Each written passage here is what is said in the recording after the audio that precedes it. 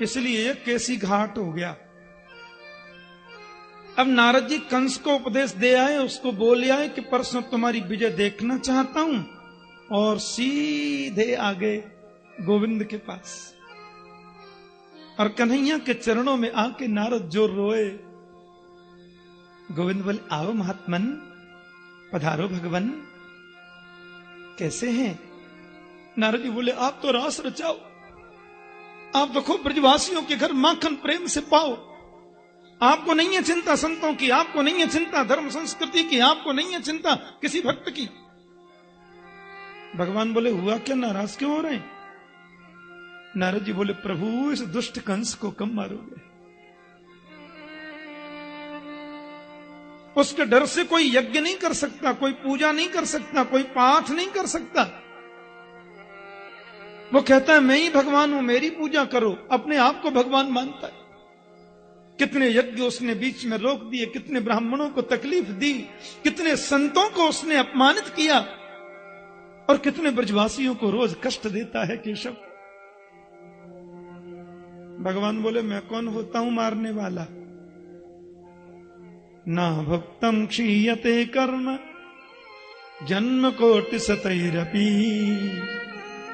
अवश्यम एव भोक्तव्यम कृतम कर्म शुभाशुभम। असल में क्या है, जो व्यक्ति जैसा कर्म करता है ना, वैसा फल उसको भोगना पड़ता है। हाँ। जन्म कोटि सतैरपि, आज के किए गए कर्म का फल 100 करोड़ जन्मों के बाद भी भोगना तो पड़ेगा। कंस ने जो किया सो कंस के सामने आएगा। मैं कौन होता मारने वाला? और बाबा सीधी बात यह है, वैसे कंस के पाप के घड़ा भर गया है मेरे को लगता है। नारद जी बोले, मैं कुछ सुनना नहीं चाहता, मैं तो परसों आपके हाथों से कंस को मरा हुआ देखना चाहता हूं। कन्हैया बोले, और वहां क्या क्या किया हो? वहां मेरा इशारा कर दिया, मेरे को उसका इशारा कर दिया, डेट दोनों को परसों की दे दी है। नारद बोले, अच्छा केशव एक बात बताओ, अग्नि के पास हम जाएं तो भी अग्नि जलाएगी ना, और अग्नि को पास में बुलाएं तो भी अग्नि जलाएगी। जलना तो दोनों परिस्थिति में हमको ही पड़ेगा ना। मैंने सोचा क्यों ना कंस के सामने ऐसी कुछ लीला रच दी जावे कि वो आपको मधुपुरी में ही बुला ले, अच्छा रहे ना। अब आप कंस के पास में जाएं या कंस आपके पास में आए, मरना तो दुष्ट कंस को ही पड़ेगा ना मेरे प्रभु। और फिर आप तो जानते हैं मैं तो वही करता हूं जिसमें सबका हित होता है। अब नारद जी ने पूरी कथा बताई। आप मथुरा जाएंगे, फिर आप कंस को मारेंगे, फिर आप गुरुकुल में पढ़ेंगे, फिर आपकी ये लीला में देखूंगा। देख लो संतों को कैसा अनुभव होता है। द्वारिका में जाते कहां कहां भगवान क्या क्या करेंगे नारद जी पहले ही बता गए, भागवत में लिखा। जैसे वाल्मीकि मुनि जो थे ना, वाल्मीकि मुनि भगवान राम के समकालीन संत हैं, लेकिन देखो राम का संपूर्ण चरित्र उन्होंने लिख दिया। उसमें बहुत लीलाएं तो ऐसी हैं जो वाल्मीकि जी लिख गए, राम जी ने बाद में की। बोलो जय श्री कृष्ण। हाँ, तो संतों को चिंतन के माध्यम से, अपनी साधना से भी पता चल जाता है। और नारद जी तो भगवान के अवतारों में एक आवेश अवतार है। यहां रात्रि में अक्रूर जी को कंस ने अपने महल में बुलाया और बिल्कुल गुप्त मंत्रणा चल रही है। उनके विशेष विशेष जितने लोग हैं वह सब लोग वहां पे आ गए हैं। अक्रूर जी बोले, कैसे स्मरण किया मुझे राजन?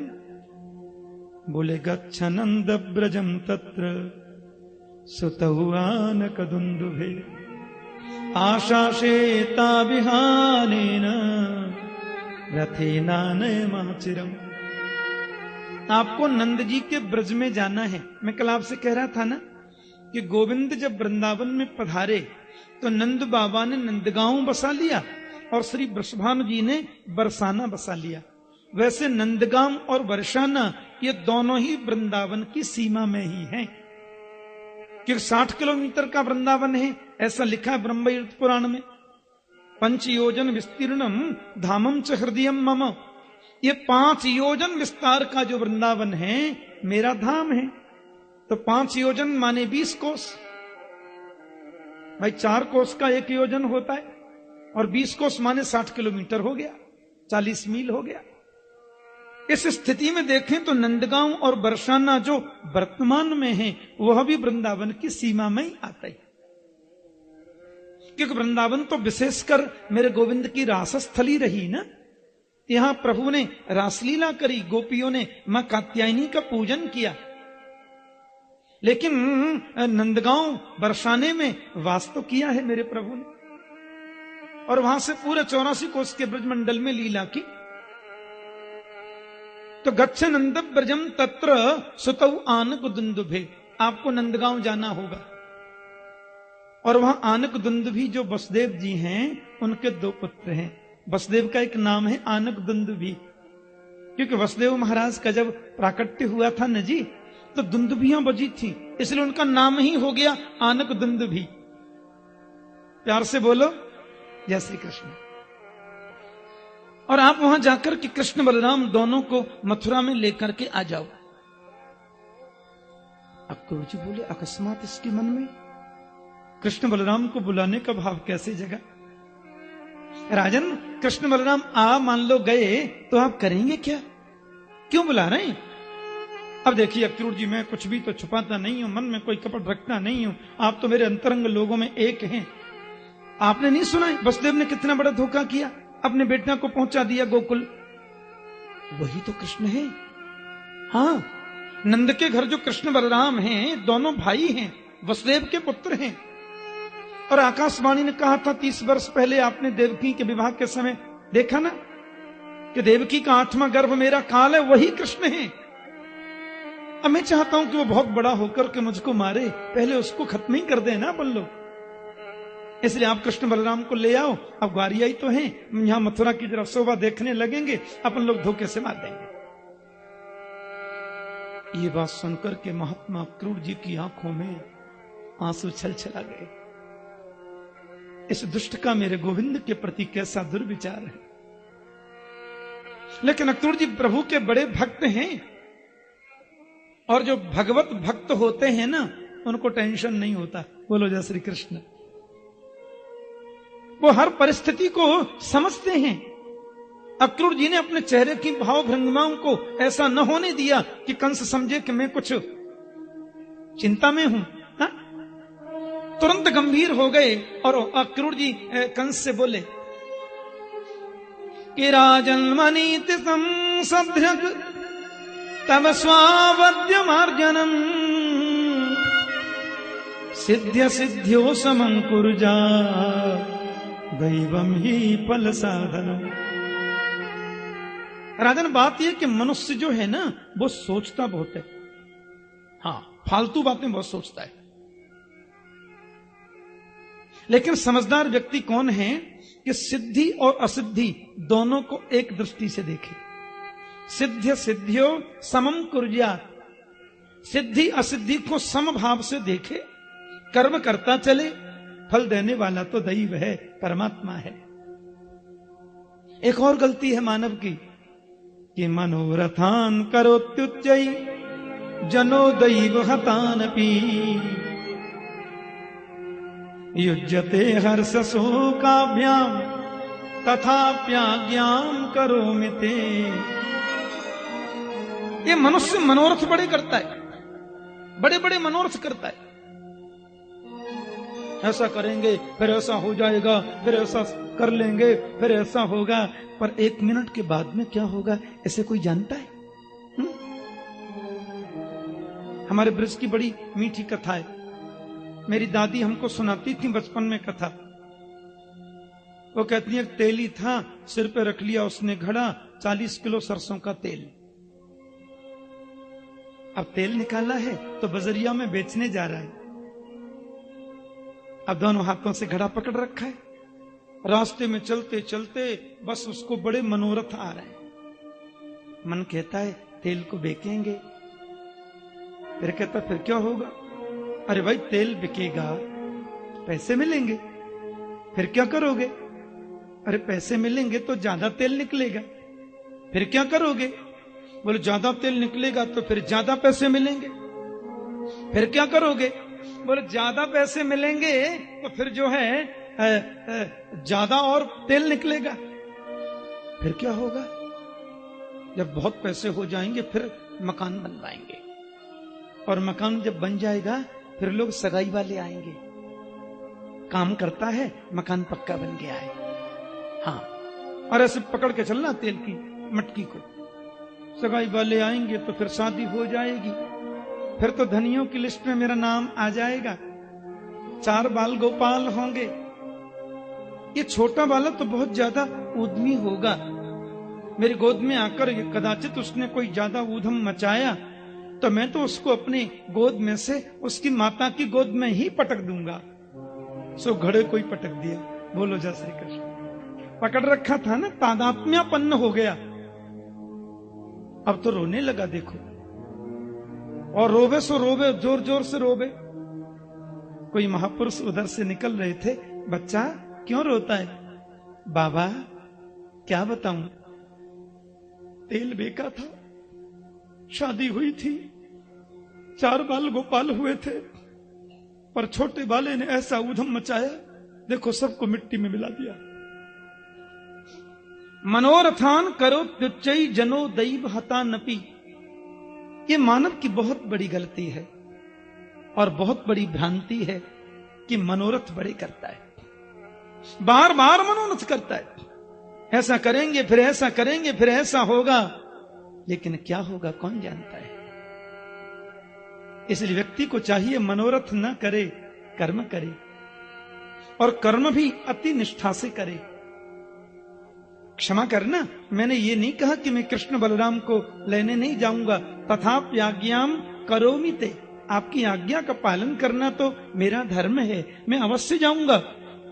लेकिन कृष्ण बलराम को आप मारेंगे कि भाई आपको मारेंगे, ऐसा पहले से तो कुछ कहा नहीं जा सकता। पहले से कुछ बोला जा सकता है क्या? कंस ने कहा सुनिए, आप ये उपदेश मत दीजिए मुझे। हाँ, ये उपदेश सुनने का मेरा कोई मन नहीं है। आप तो सिर्फ इतना बता दीजिए जाओगे कि नहीं। बोले नहीं जाऊंगा, दुष्ट है, मार डालेगा।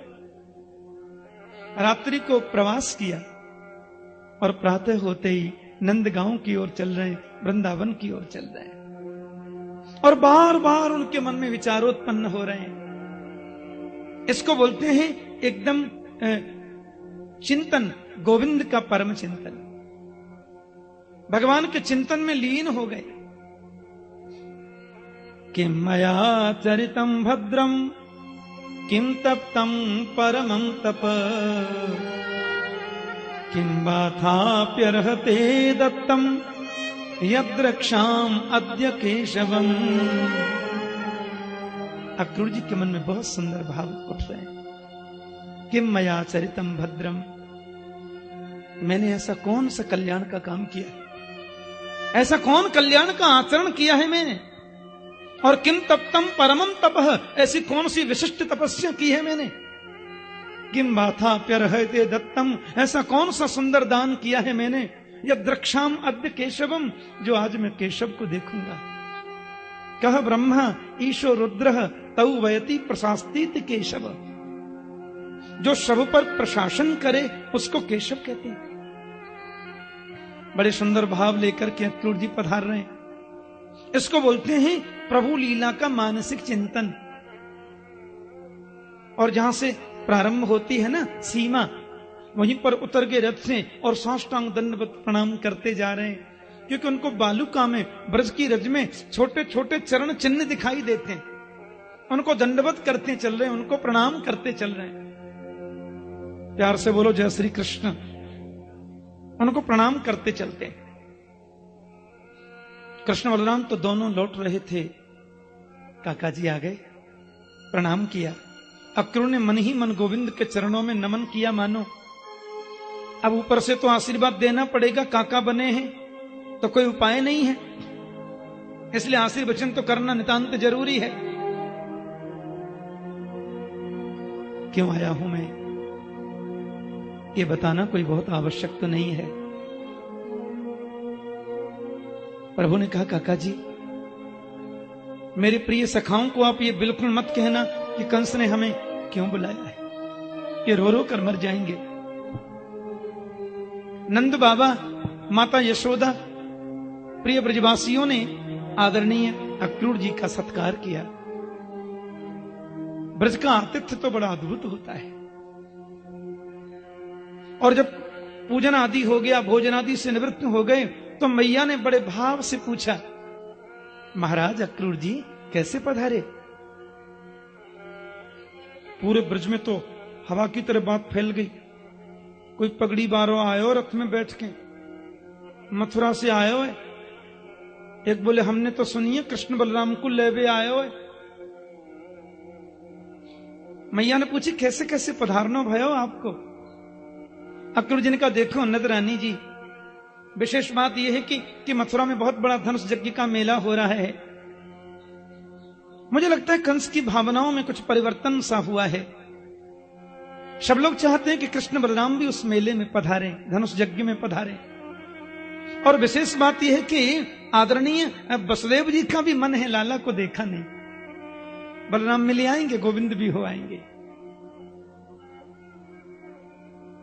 माता यशोदा के हाथ से जल का पात्र नीचे गिर गया।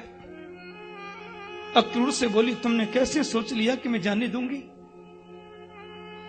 जिस दिन से लाला का जन्म हुआ एक दिन भी कंस ने चैन से उनको रहने नहीं दिया।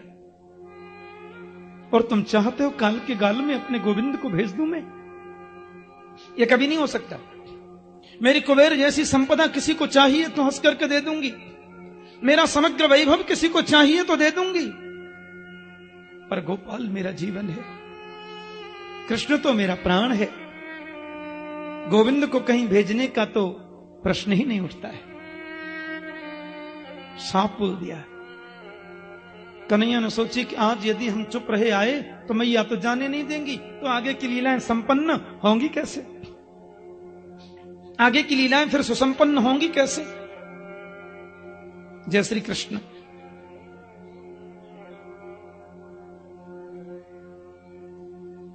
तू तो हमें कहूं जान ना दे मैया, सब बालक जामे तो हमू तो जानो चाहें, और हम तो एक दिन देख करके फिर चले ही आवेंगे। माता यशोदा के सामने बड़ी दुविधा है। एक तरफ है मां का वात्सल्य जिसमें अनिष्ट की आशंका रहती है, और दूसरी तरफ है बेटा की खुशी। मां यह भी नहीं चाहती कि कृष्ण का किसी भी प्रकार से अहित हो, मेरे लाला को कोई कष्ट पहुंचे। तो यह भी नहीं चाहती जब दुनिया के बालक देखने जाते हैं मेला, तो मेरा पुत्र क्यों न जाए? उसको भी जाना तो चाहिए। आखिर मैं कब तक उसको ऐसे घर में रखूंगी? नंद बाबा ने की नजरानी से, देवी तुम मन में विचार मत करो, हम साथ में जाएंगे और एक दो दिन भ्रमण करा के ले आएंगे। अब तो महाराज मैया की तो आंखों के आंसू ही नहीं थमते। पूरे ब्रज में बात फैल गई, अक्रूर नाम का व्यक्ति आया है मथुरा से कृष्ण बलराम को लेने के लिए। आज ब्रजवासियों के घर में रात में भोजन ही नहीं बना। गौशाला में गायों ने चारा नहीं खाया। हित अनहित पशु पक्षी हूं जाना। रात के 12 बजे होंगे। मेरे गोपाल ने देखा पलंग पर यशोदा मैया नहीं है। मैया मैया मैया करके चिल्लाए। देखा तो बरामदे में खम्मे से सिर लगाकर नंदरानी बैठी रो रही है। 11 वर्ष और 56 दिन की उम्र है मेरे गोविंद की आज। मैया के पास आकर के बैठ गए। मैया तू काय को रो गए? मैया बोली तू मथुरा चलो जाएगा तो मालूम है मैं कैसे रहूंगी। तू गाय चरावे जावे तो एक एक पल एक एक युग के समान बीते हमारो। अपने नन्हे से हाथों से मां यशोदा के आंसुओं को पोंछ रहे। और गोविंद बोले परस्व आगमिष्यामि, परसों आ जाऊंगा मैया, तू मन में विचार मत करे। रात भर बैठ करके मां यशोदा को समझाते हैं। नंदरानी को बार बार प्रभु समझाने का प्रयास करते हैं। नंद बाबा और कृष्ण के मित्र तो बैलगाड़ियों में बैठकर मथुरा को प्रस्थान कर गए, पहले ही चले गए। सवेरे होते ही श्री अक्रूर जी महाराज ने रथ सजाया। लाला अब चलना चाहिए। मां यशोदा के चरणों में कृष्ण बलराम ने प्रणाम किया। तू चिंता मत करे मैया, हम परसों आ जाएंगे, परसों आगमिष्यामि। मां यशोदा ने हाथ तो कर दिया पर धड़ाम से जमीन पर गिर पड़ी। गोविंद ने महल का द्वार जैसे खोला, देखा तो हजारों गोपियों की भीड़ द्वार पर लगी है। सामने मैदान में गोपियों के नेत्रों से प्रेम के पनारे निकल रहे हैं। गौशाला की ओर कन्हैया ने देखा तो गायों के नेत्रों से भी आंसू झर रहे हैं।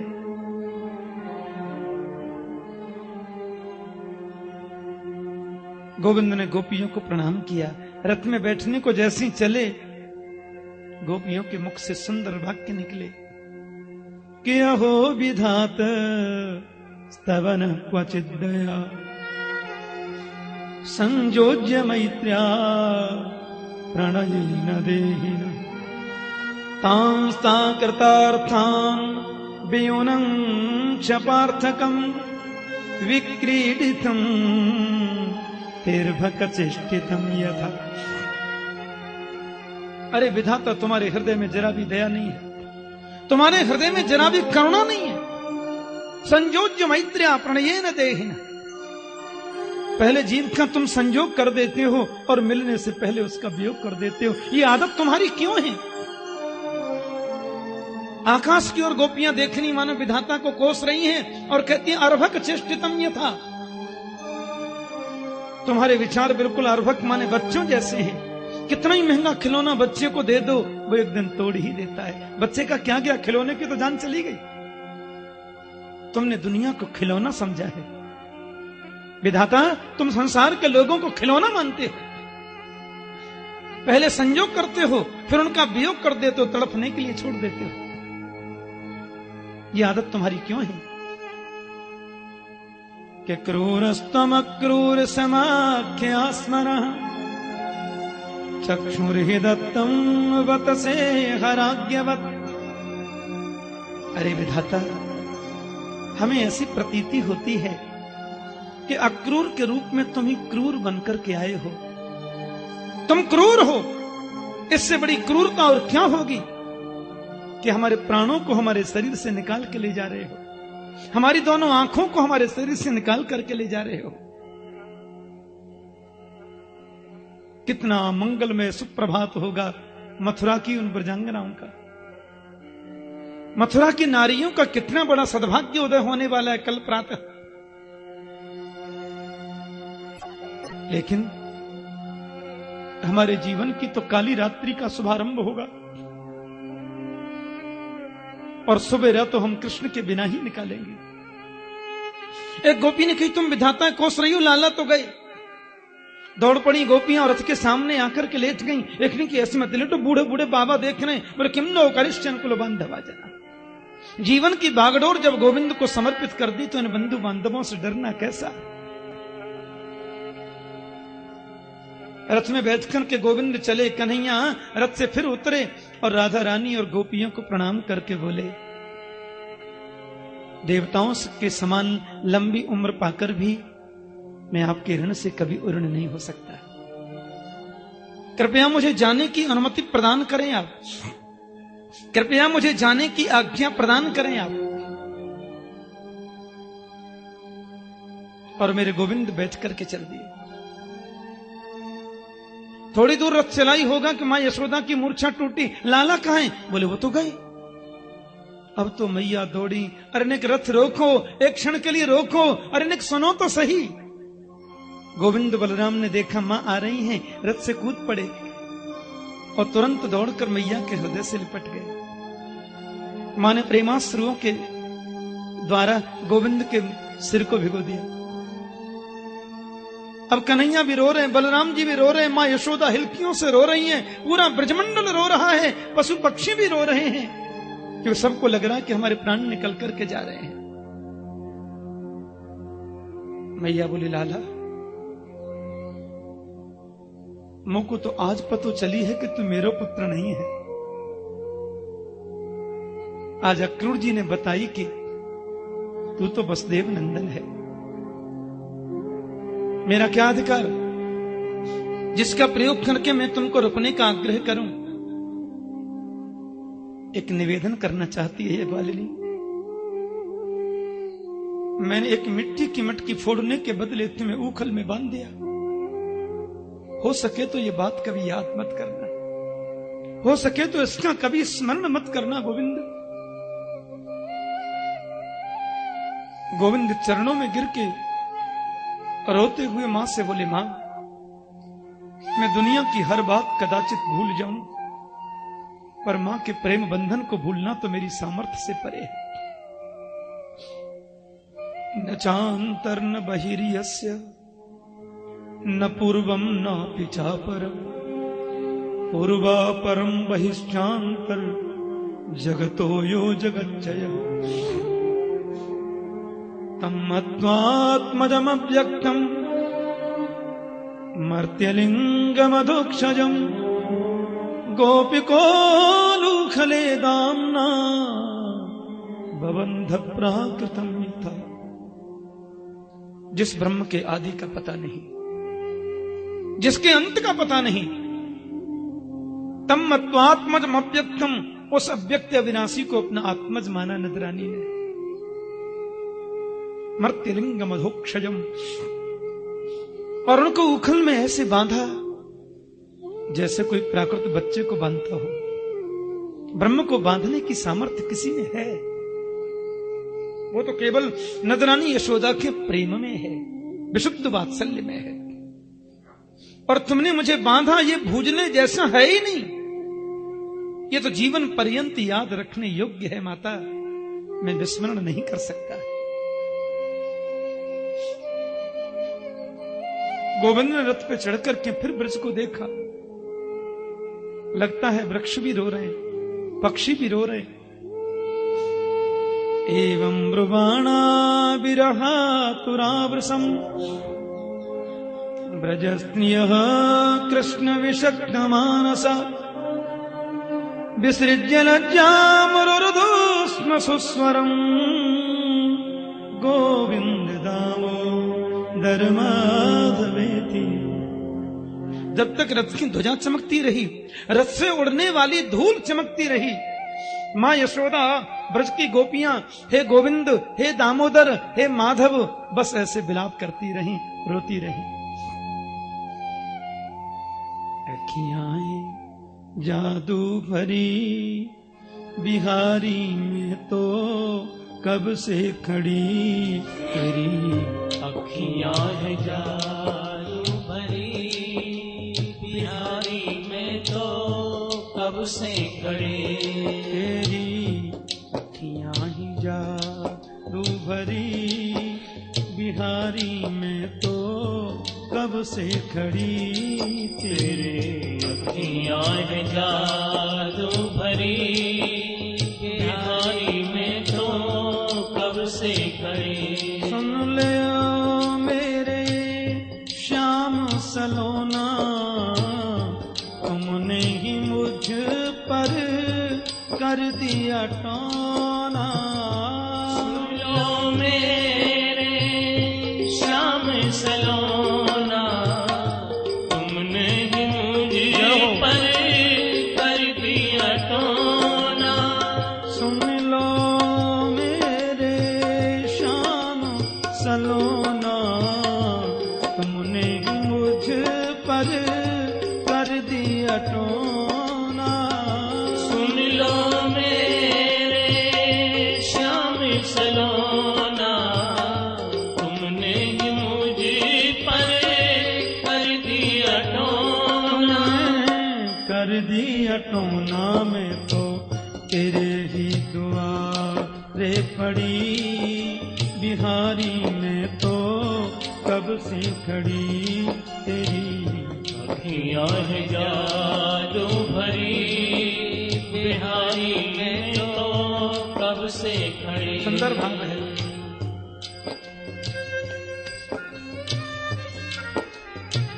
ऐसा ठाकुर तो दुनिया में है ही नहीं।